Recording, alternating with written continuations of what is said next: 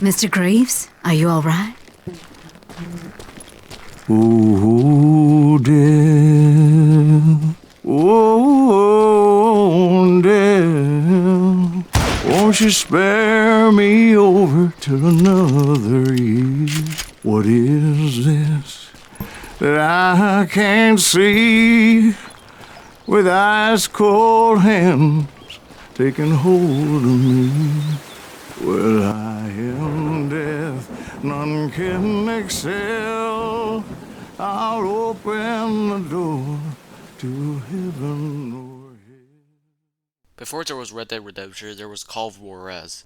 The first few games, Call of Juarez 1 and Bound in Blood, were highly acclaimed titles. But then the publisher Ubisoft said, you know what, the series was doing so good, let's fuck up. Yeah, that game was not so good. Hey, Flaco. Sorry for the cock block. So Gunslinger have a lot to do. It had to compete with RDR and put the series back on track. But Ubisoft, as a cowardly, greedy corporate leprechaun, decided to make Gunslinger a digital-only game. Regardless, the game still sold pretty well, making it the third best-selling digital release of 2013, right behind Blood Dragon and Terraria. Now with all that said, let's move on to the presentation. The developers Techland decided to try something new with this series, so they ditched the original realistic art style for a comic book art style, which I think is for the best because since Bound in Blood had already rounded off the story nicely, so the style change is okay in my book. Sure, some textures will be really low res, but still it's a really pretty looking game. And Techland added little details to make it all come together. For example, when you get hit or die, the screen will have tears, like it's a comic book page. I love little details like that, and Techland absolutely nailed the art style. The cutscenes also follow the same art style, and Techland specifically made a cutscene for every character, and the cutscenes always look like a comic book, and I love it.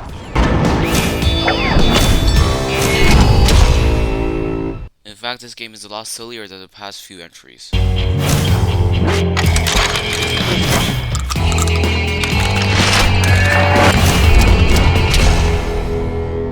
Let's talk about the gameplay. This game is very linear, and you only get 3 types of arsenal. Your standard revolver, shotgun, and rifles. The gun all sounds punchy and satisfying. Didn't want me telling the military where they were. Hell, shoot that sumbitch!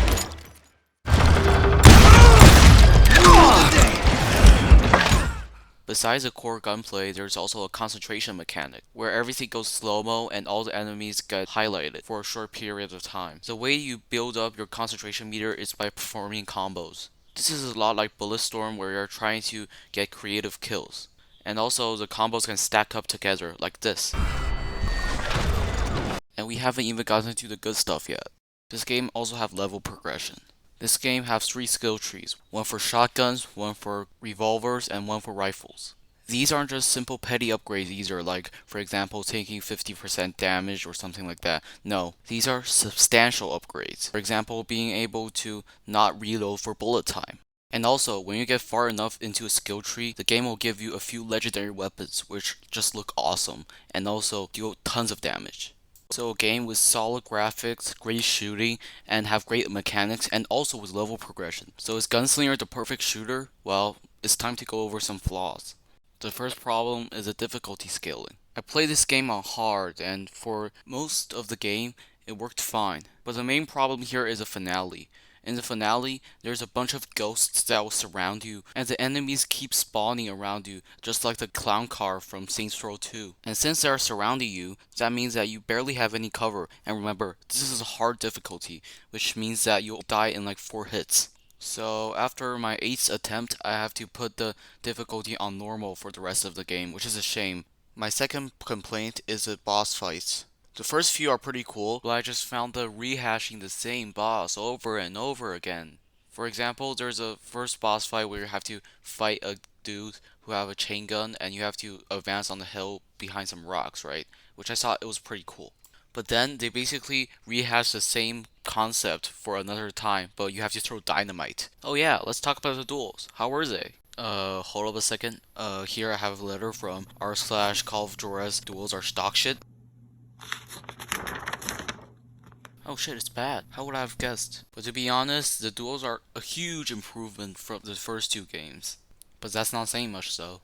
This is probably the main turnoff for many people to get into the series or this game in general. Look, you have a nice game with a nice visual style, with a nice story, with a nice combat and skill progression, but you just had to fuck it up. Most people prefer to use the term fatal flaw, but I prefer to use the term Call of Juarez Gunslinger's Duels. It may not sound catchy enough, but hey, it's impactful. You don't know how many times have I died because of a duel. It's so fucking frustrating.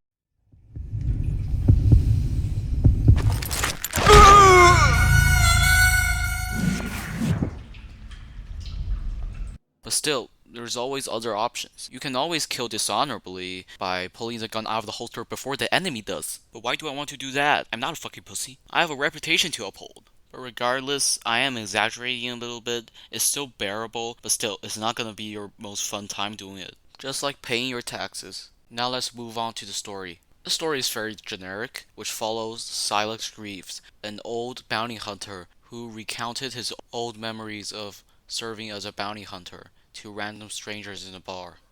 Now, the unique part of the story isn't the story itself, rather the way it's told. It's really hard to describe this, so I'm gonna use an example. Some of you might be familiar with a movie called The Gentleman. It's directed by Guy Ritchie and it's pretty good. It's pretty good. Go watch it. Now, half of the movie is told through the eyes of a private investigator called Fletcher, Buenos tardes, Raimundo. who told the story to Matthew Pearson's second-in-hand, Raymond. Yeah, Laura. Nice girl, good voice. Teeny sort of spunk funk fuck pop. And since this is told through a memory, Fletcher could mess things up quite a bit, and Raymond will often correct him. Here's a clip to show you what I'm talking about. There's only one rule in this fucking jungle. When the lion's hungry, he eats. You're wrong, Fletcher. That's not how Michael works. Yeah, I know. It's just having a bit of fun. Every movie needs a bit of action, doesn't it? And it's not like Michael doesn't have a reputation. A reputation. He's been gentrified. Yeah. Here's my You see what I'm talking about? Since this is a memory, which means that people will correct him if it's wrong or not. Which in the movie, Michael acts like a fucking lion in front of Dry Eye and shoot him in the balls. But in the truth, he actually just told them to fuck off. And it worked. Fuck off. This is also applied to the game, where Silas will often correct Jack, who's a young guy here, and others to tell them the truth. Like here. Guard. I quickly got my answer. They attacked from on high like Apaches often did.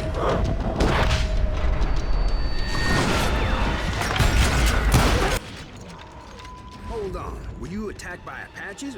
What happened to the cowboys? Did I say they were Apaches? I said Clanton's cowboys attacked me Apache style. I was in a pitched battle, but I was holding my own against an overwhelming enemy force. This storytelling method also incorporates to some parts of the gameplay. For example, in the early stages of the game, Silas says that he had to jump from rooftop to rooftop, but the truth is there's actually wooden planks that's connecting roof to roof. So when Silas quickly corrected himself, wooden planks will just fall from the sky out of nowhere. And stuff like that in the game is constantly reminding you that this is a memory or a story told through word of mouth. And that's when something miraculous happened. Like manna from heaven, I found the desiccated remains of what looked like an Apache war. I'm gonna talk about the plot, so I'm gonna be treading into some spoiler territory. So if you're interested in playing this game or haven't played it yet, go here. Alright, let's get started. Now, like I said, this game's plot is fairly generic. It's told through a series of memories. Silas is trying to hunt down the one who killed his brother, Roscoe Bob Bryant. Because he lacked the information of the location of Bob Bryant, Silas had to become a bounty hunter to hunt down Bob's accomplices to gather that information, and he sure did. He killed them one by one. But after years of chasing his brother's killer, Silas began to wonder if all this revenge was worth it. I mean, he killed dozens of people just for one man, and he's still questioning if he's a good guy or the bad guy. 40 years I had waited to get my hands on the last of my brother's killers. Not even an army of demons could have stopped me. After a Mexican standoff, Silas managed to gun down the last two accomplices.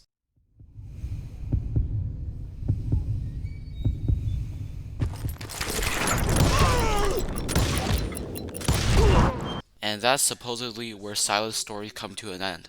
But then the people at the bar began to question whether Bob Bryant is still alive after all these years.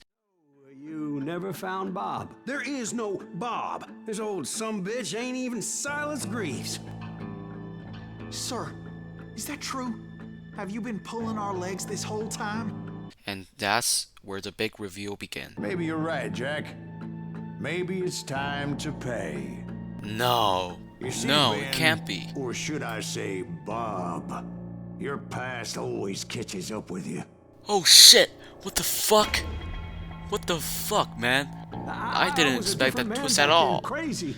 And there's actually two endings to this game. So you can choose to kill Ben, or you can just let him go.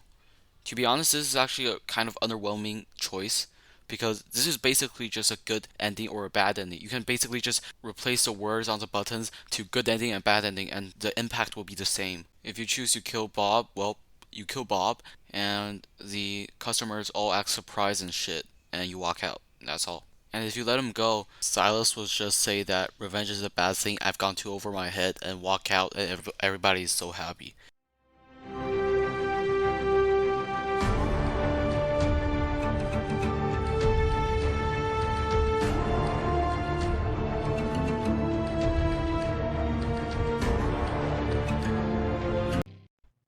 Ooh, dear. Oh, dear. Won't you spare me over till another year? All in all, Call of Juarez Gunslinger is still a really enjoyable experience. I think that Techland nailed it even though it's a swan song of the series. It got good shooting, a good progression system, and a good storytelling method, although a pretty bland story. It was free on Steam for a while to celebrate Techland's 35th year anniversary, but now it isn't. But it's still really cheap and it goes on sale really often. So I hope you will pick it up and maybe give it a try or something. So I'll be planning on making content for more obscure games that many people haven't talked about. Until then, I'll see you next time.